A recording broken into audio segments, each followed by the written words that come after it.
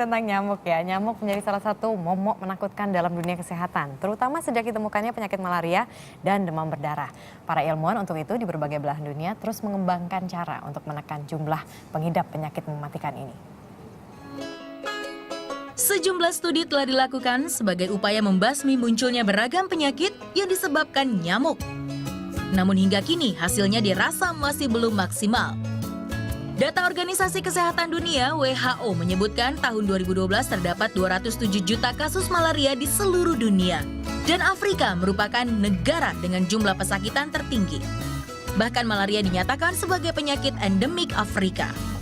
These mosquitoes are able to resist this insecticide, and as such they're able to persist in the ecosystem, and as such they are becoming efficient in transmitting the disease. The parasites at the same time, we have now good evidence that they are now able to resist to commonly available, cheap, safe anti-malarials. That means even if we have enough medicine and we are treating our population, the parasites are able to evade all these treatment regimes that we are putting into place.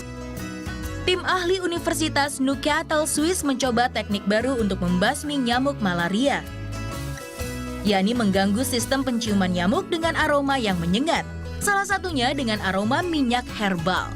So we were on the one hand interested in understanding how this sensory system works in mosquitoes, and then through the understanding of how it works, trying to interfere with it to break this link between mosquitoes and man. Sementara itu, penangkal nyamuk paling efektif saat ini adalah DEET, Diethylmaida Toluamide. Namun obat ini berpotensi menimbulkan iritasi.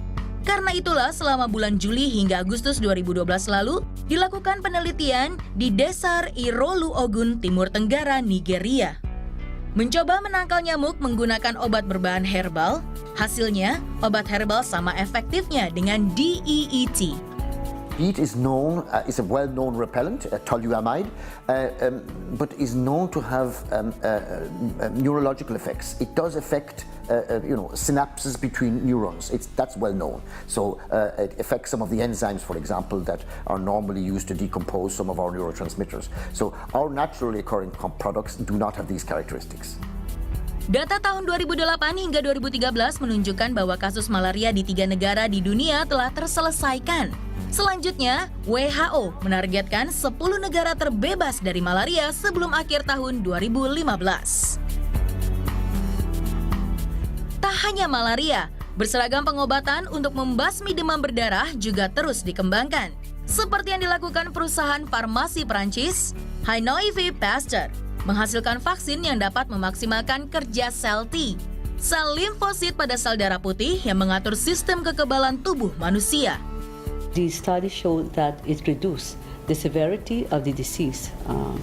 It doesn't progress into the dengue hemorrhagic fever that we are afraid of, and also I think that's enough. And also it reduces the number of hospitalizations. So I think that's enough to take to the market. Sebelum dipasarkan, vaksin demam berdarah ini telah diuji coba terlebih dahulu, yakni pada 10.000 anak berumur 2 tahun hingga 14 tahun di Asia.